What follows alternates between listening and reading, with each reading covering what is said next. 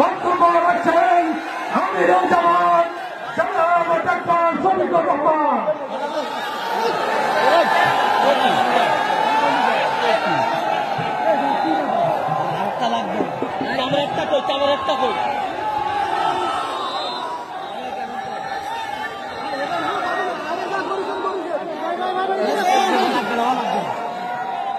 আসসালামু আলাইকুম ওয়া রাহমাতুল্লাহ। দোকানের ভিড়ে সালাম হারিয়ে গেছে, আবার সালাম দিচ্ছি। আসসালামু আলাইকুম ওয়া রাহমাতুল্লাহ। আলহামদুলিল্লাহ রাব্বিল আলামিন ওয়াসসালাতু ওয়াসসালামু আলা রাসূলিহিল কারীম ওয়া আলা আলিহি ওয়া সাহবিহি ওয়া আহলি বাইতি আজমাইন। বাংলাদেশ জামাত ইসলামী শহীদের মার্কাজ ঐতিহ্যবাহী সাতক্ষীরা জেলা শাখা আয়োজিত আজকের এই কর্মী সম্মেলনের সম্মানিত সভাপতি, সম্মানিত জেলা আমির,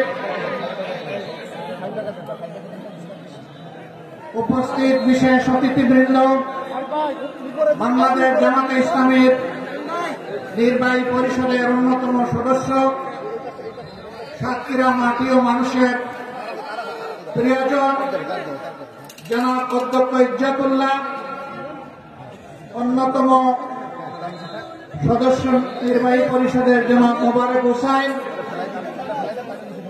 সাতক্ষীরা মাটি এবং মানুষের নেতা এবং প্রিয়জন জনাব মুহাদ্দিস আব্দুল খালেক সহ আঞ্চলিক নেতৃবৃন্দ এবং সাতক্ষীরা প্রিয় সহকর্মী ভাই ও বোনেরা, আমি জানি এই কর্মী সম্মেলন শুধু ভাইদের জন্য, কিন্তু বাসার আঙ্গিনায় আসার পথে অনেকগুলা সাদে উৎসুক ভক্তদেরকে আমি দেখতে পেয়েছি। আজকে তাদেরকে আমরা মাহরুম করেছি বলে দুঃখিত। আগামীতে তাদের জন্য কোনো আয়োজন করা হবে বলে আমি প্রত্যাশা রাখি ইনশাআল্লাহ। আপনারা সবাই কেমন আছেন? আল্লাহ রাব্বুল আলামিন ইজ্জতের সাথে আপনাদেরকে ভালো রাখুন। এই মাটিকে আমরা খুব ভালোবাসি। কোরআনের পক্ষে কথা বলতে গিয়ে, আল্লাহর দ্বীনের পক্ষে কথা বলতে গিয়ে, মুসলিম নেতৃবৃন্দের পক্ষে কথা বলতে গিয়ে বাংলাদেশের কোন জেলা এত বেশি জীবন এবং রক্ত উপহার দেয়নি। এই জন্য সাতক্ষীরার অবস্থান বাংলাদেশ জামাতে ইসলামের কাছে অনন্য উচ্চতায়। আল্লাহ তাআলার দরবারে দোয়া করি, আল্লাহ তাআলা ক্রমাগত ভাবে যেন এই জেলার মর্যাদা বৃদ্ধি করে। সম্মানিত ভাই ও বোনেরা, বাংলাদেশ আমাদের প্রিয় জন্মভূমি। আল্লাহ তাআলার বড়ই মেহেরবানি, দুনিয়ার খুব কম জায়গায় এরকম সুজলা সুফলা শ্যামল দেশ মানুষ পেয়ে থাকে। আমরা এমন একটি দেশ পেয়েছি, মাটির উপরে অফুরন্ত সম্পদ, মাটির গর্ভে অফুরন্ত সম্পদ, সমুদ্রের গর্ভে অফুরন্ত সম্পদ। আমাদের এই সম্পদগুলো জনগণের উপকারে আসছে না। যারা জনগণের ত্রাতা হয়ে কর্তা হয়ে বিভিন্ন সময় দেশ শাসন করেছেন, জনগণের সম্পদ সুকৌশলে চুরি করে তারা তাদের পকেটে ঢুকিয়েছে। এই জন্য বাংলাদেশের জনগণ তাদের প্রাপ্য হিস্সা পায়নি, সুষম উন্নয়ন হয়নি। 15 সালের দিকে কোন এক রমজানে আমি ঈদ উদযাপন করতে এসেছিলাম এই জেলার শহীদ পরিবারগুলোর সাথে। সকাল 9:30 থেকে অথবা সকাল 10টা থেকে রাত 9:30 পর্যন্ত আমি এই জেলার ভাঙ্গাচোরা খানাখন্দকে ভর্তি রাস্তাগুলা দিয়ে গাড়ি ফেলে আমি এবং আমার সঙ্গী 2টা মোটরসাইকেলে চড়ে সারা জেলা ঘোরার চেষ্টা করেছি। আমি লোকদেরকে জিজ্ঞেস করেছিলাম আমরা শুনে থাকি উন্নয়নের জোয়ারে দেশ ভাসছে, সেই জোয়ারের সামান্য ছিটাফোঁটা পানি কি এখানে আসে না? বলে যে না, আসে না। কেন আসে না? বলে বর্তমান শাসক গোষ্ঠী সাতক্ষীরাকে বাংলাদেশের অংশ মনে করে না। সাতক্ষীরার উপর তারা জুলুম করেছে, সাতক্ষীরার জনগণের অধিকার দেয়নি।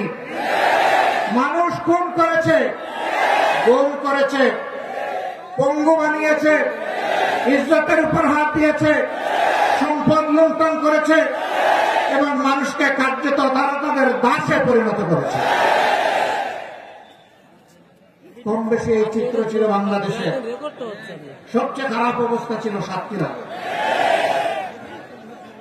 আমরা মহান আল্লাহর দরবারে দোয়া করি, শুধু আল্লাহর দিনের পক্ষ নেওয়ার কারণে যদি এই জেলার এই অবস্থা হয়, আল্লাহ তুমি দুনিয়া এবং আখিরাতে এই জেলার মর্যাদা তুমি বাড়ায় দাও। প্রিয় সহকর্মীবৃন্দ, বাংলাদেশ জামাতে ইসলামী আল্লাহ এবং জনগণের কাছে প্রতিশ্রুতিবদ্ধ যে এই জমিনে আমরা ইনসাফ কায়েম করতে চাই, আমরা দুর্নীতিমুক্ত একটি বাংলাদেশ গড়তে চাই, আমরা উপহার দিতে চাই।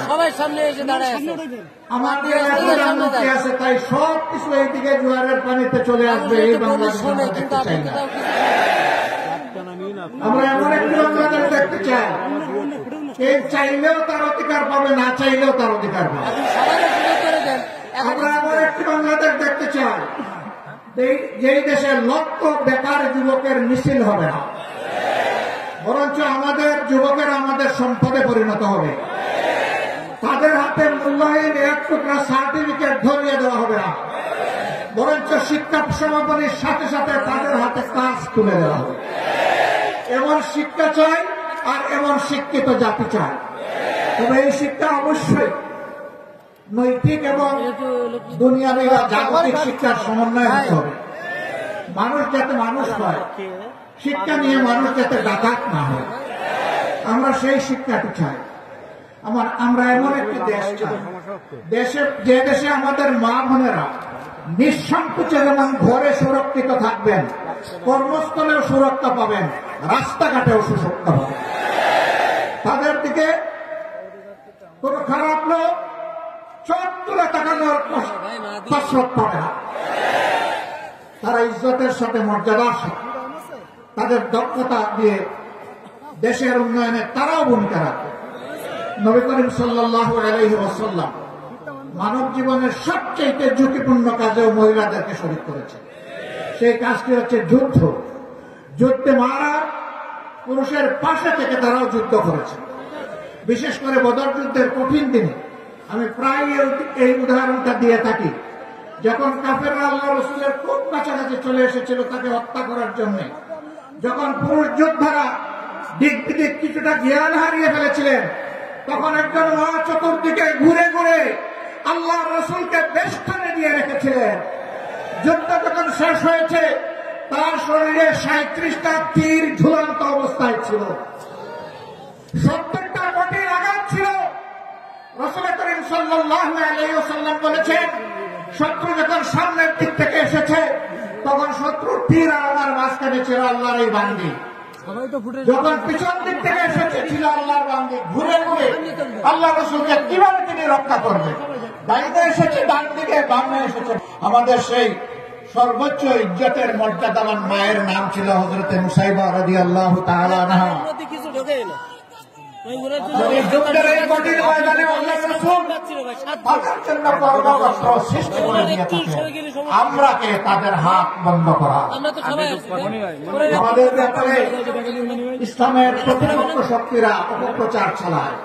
জামাতে ইসলামী ক্ষমতায় গেলে মহিলাদেরকে ধরতে দিবে না, আর যদি দেও আস্তে করে এনে জোর করে একটা বোরকা পরে, জোর করে পরানো লাগবে না।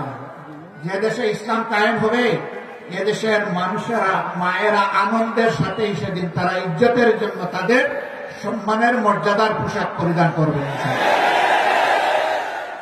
তারপরেও কোনো মা, কোনো বোন যদি এই পোশাকের বাইরে থাকেন, আমরা তাদেরকে কথা দিচ্ছি, নিশ্চয়তা দিচ্ছি, তার উপর জোর কাটানো হবে না। কারণ এদেশে শুধু মুসলমানরা বসবাস করে না, অন্যান্য ধর্মের লোকেরাও বসবাস করে। তারা তো আমাদের ধর্ম যেহেতু গ্রহণ করেনি, তাদের জন্য ইসলামের প্রেসক্রাইব করা পর্দাও তাদের জন্য প্রযোজ্য হয়। তারা যদি ইসলামের সৌন্দর্যে অভিভূত হয়ে ইসলাম কবুল করে সেটা ভিন্ন কথা। তাদেরকে ইসলাম গ্রহণ করতেও কাউকেই বাধ্য করা হবে না। সম্মানিত সহকর্মীবৃন্দ, এই দেশে শুধু মুসলমানরা বসবাস করে না, হিন্দু, খ্রিস্টান, বৌদ্ধ ধর্মের লোকেরাও বসবাস করে। আমরা এমন একটি দেশ চাই যে দেশে মসজিদও পাহারা দেওয়ার প্রয়োজন হবে না, মন্দির এবং মঠও পাহারা দেওয়ার দরকার, গির্জা পাহারা দেওয়া লাগবে না। সকল ধর্মের লোকেরা তাদের আপন আপন ধর্ম তাদের মতো করে শান্তিতে নিরাপত্তার সাথে তারা পালন করবে। আলহামদুলিল্লাহ, আমাদের দেশটি সাম্প্রদায়িক সম্প্রীতির একটি চমৎকার বাগান, কিন্তু আমাদের বাগানে মাঝে মাঝে ভুতুম পেঁচা ঢুকে পড়ে। এই ভুতুম পেঁচাদের ব্যাপারে আমাদেরকে সতর্ক থাকতে হবে। আমরা এই সম্প্রীতি নষ্ট করতে দেব না। আমরা এমন একটি বাংলাদেশ গঠন করতে চাই যেখানে মানুষকে তার শিক্ষা কিংবা কাজের ধরন দেখে মর্যাদা দেওয়া হবে না, বরঞ্চ প্রত্যেকটা মানুষকে আশরাফুল মখলুকাত হিসেবে মর্যাদা দেওয়া হবে। আমার দেশের একজন পরিচ্ছন্নতা কর্মী, তিনি আমার ভিআইপি। তারা যদি 3 দিনের জন্য তাদের কাজ বন্ধ করে, আমরা কেউ ঘর থেকে বের হতে পারবো না। তাদের এই কাজ, কঠিন কাজ আমি করতে পারবো না। তারা কষ্ট করে এই কাজটা আমাদের করে দেন, আমি তাদেরকে সেলিউট জানাই। সে আমার ভাই, সে আমার বোন, সে আমার এই সমাজকে চালু রেখেছে। যে ভাইটি আমার রিক্সা চালিয়ে জীবন নির্বাহ করে, ও রিক্সা না চালাইলে আমি আমার কর্মস্থলে যেতে পারবো না, আমি তাকে সেলিউট জানাই। আমি দেখবো না তিনি রিক্সাওয়ালা, আমি এটাও দেখবো না তিনি একজন অতি সাধারণ কম শিক্ষিত মানুষ, আমি তাকে তার কাজের মর্যাদা দেব। এইভাবে সমস্ত মানুষ, মুটে মাঝি কুলি, যে যেখানে আমরা আছি, শ্রমিক, কৃষক, আপামর জনতা, বিভিন্ন পেশাজীবী, যার যার পেশায় তিনি মর্যাদা এবং দায়িত্ববোধের সাথে দায়িত্ব পালন করবেন ইনশাআল্লাহ। সেই সম্প্রীতির বাংলাদেশ যদি আমরা গঠন করতে পারি, তাহলে এই সম্প্রীতির বাংলাদেশকে রোকার সাহিত্য কারোই থাকবে না। এই জন্য আমরা চাই জাতীয় স্বার্থে দল এবং ধর্মের ঊর্ধ্বে উঠে আমরা থাকবো এক। সেই ইস্পাত কঠিন জাতীয় ঐক্য আমরা চাই, যেখানে উলামায়ে কেরাম মর্যাদা পাবেন, পেশাজীবীরা মর্যাদা পাবেন, সকল শ্রেণী পেশার মানুষ মর্যাদা পাবেন। এই যে 24-এর স্বাধীনতা এসেছে এমনি এমনি আসেনি ভাই।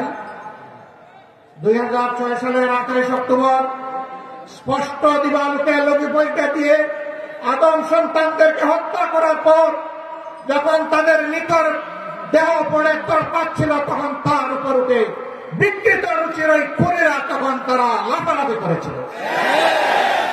সেই দিন বাংলাদেশ পথ হারিয়েছিল। সেই পথ হারা বাংলাদেশ দীর্ঘ ত্যাগের পর আবার আল্লাহর অশেষ মেহেরবানিতে 2024 সালের 5 আগস্ট আবার তার পথে ফিরে এসেছে। এর মাঝে অনেক রক্ত দিতে হয়েছে। 57 জন কমিটির দেশপ্রেমিক চৌকস সেনা অফিসারকে খুন করা হয়েছে 2009 সালের 25 এবং 26 ফেব্রুয়ারি ঢাকার পিলখানায় তৎকালীন বিডিআরের সদর দপ্তরে। এরপরে জামাতে ইসলামের নেতৃবৃন্দকে দফায় দফায় খুন করা হয়েছে। 2 জন সাবেক আমিরে জামাত সহ 11 জন কলিজার টুকরা আমাদের মাতার তাজ শীর্ষ নেতৃবৃন্দকে বিচারের নামে জুলুম করে খুন করা হয়েছে।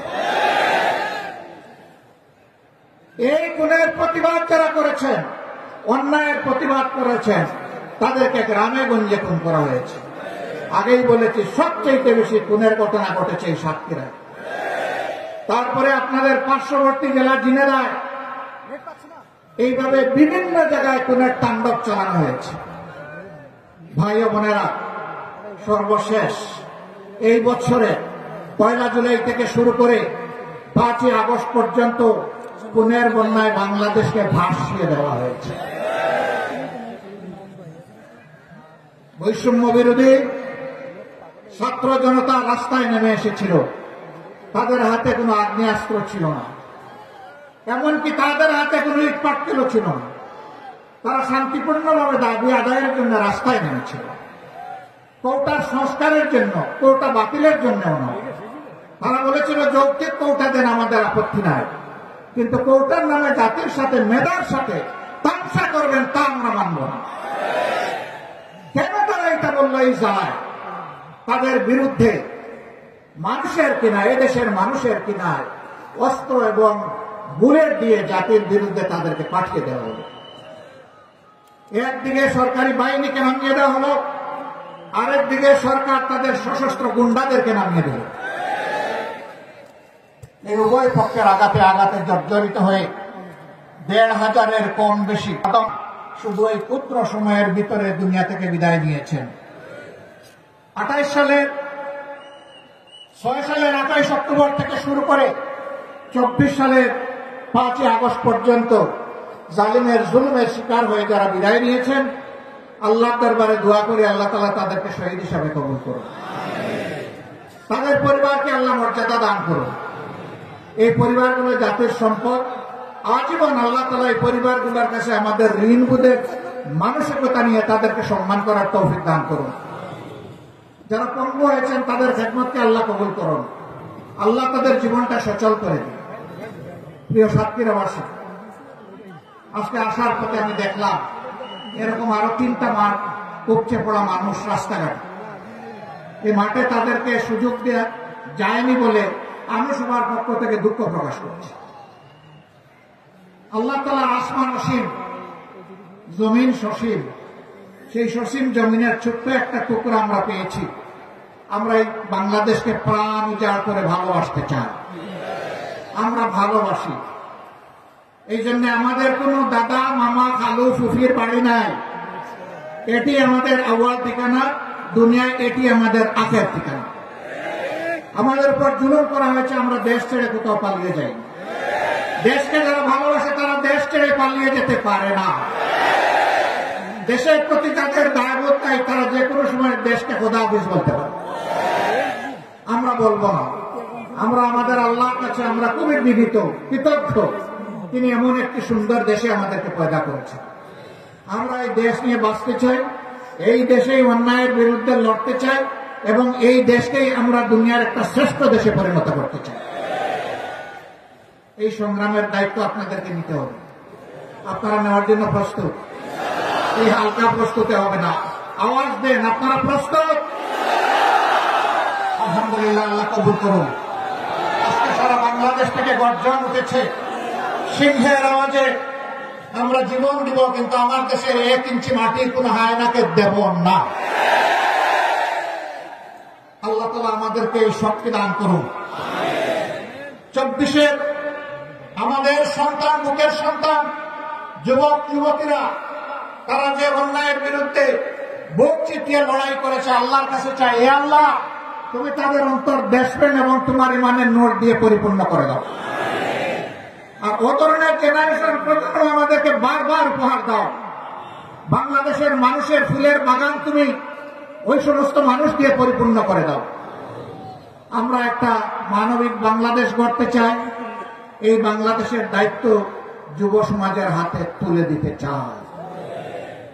এই যুব সমাজই ভবিষ্যতের বাংলাদেশ। আপনারা সবাই দায়িত্ব তুলে দিতে রাজি আছেন?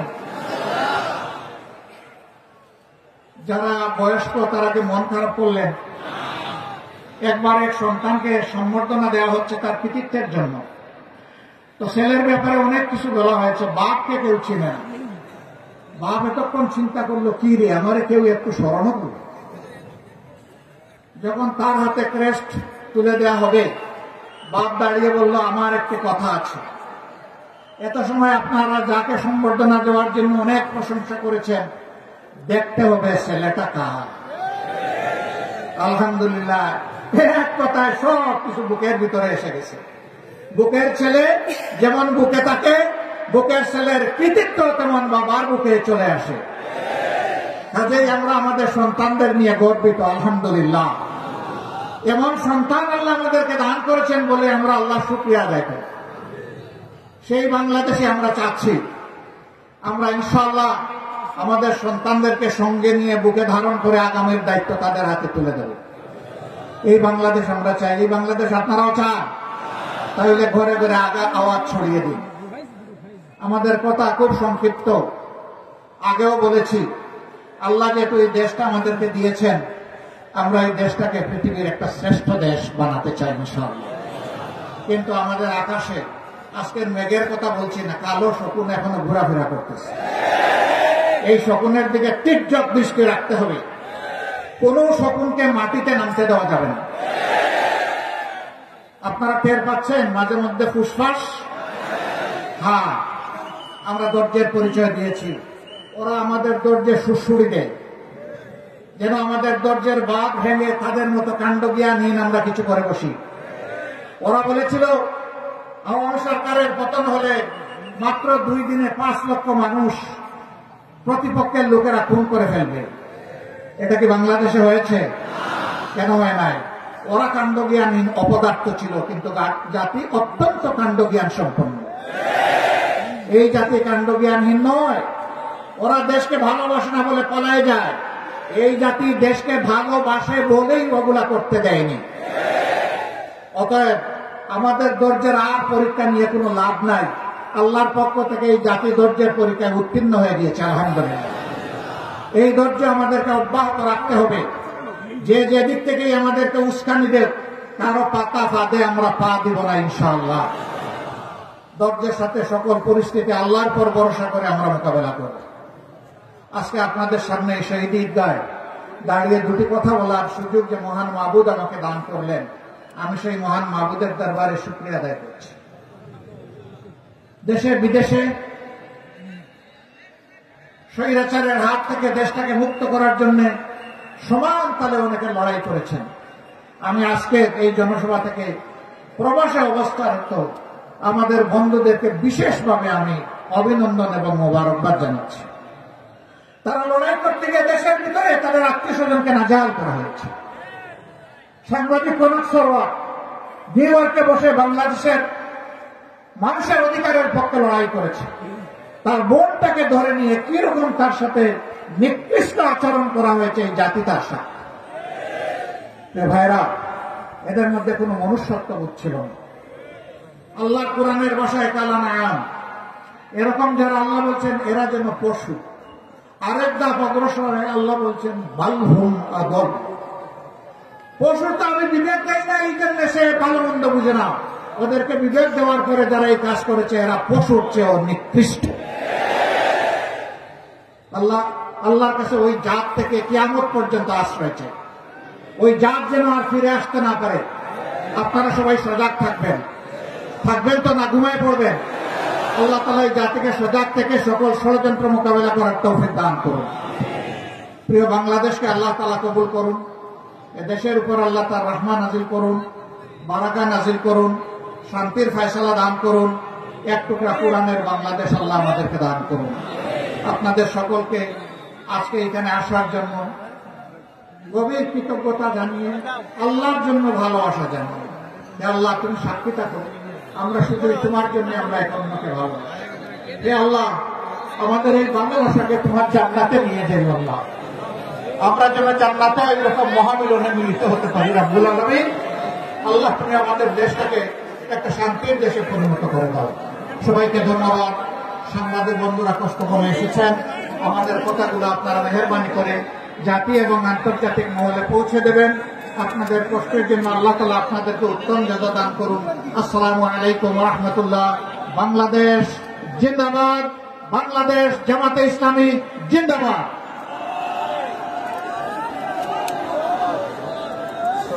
সাথী ও বন্ধুগণ, আমরা অপেক্ষাকৃত কম সময়ে আজকের এই সম্মেলন শেষ করে দিচ্ছি।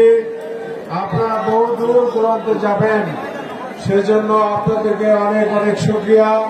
একটু অনুরোধ করছি, মাঠের ভিতরে যারা আছেন মহতরম আমিরে জামাত এক্ষুনি ওরা সাথীদের বের হয়ে যাবেন। প্লিজ আপনারা মাঠটা আগে ত্যাগ করবেন না। আমিরে জামাতের গাড়িটা যাওয়ার পরে আপনারা যদি বের হন তাহলে আমরা আপনাদের প্রতি বাধা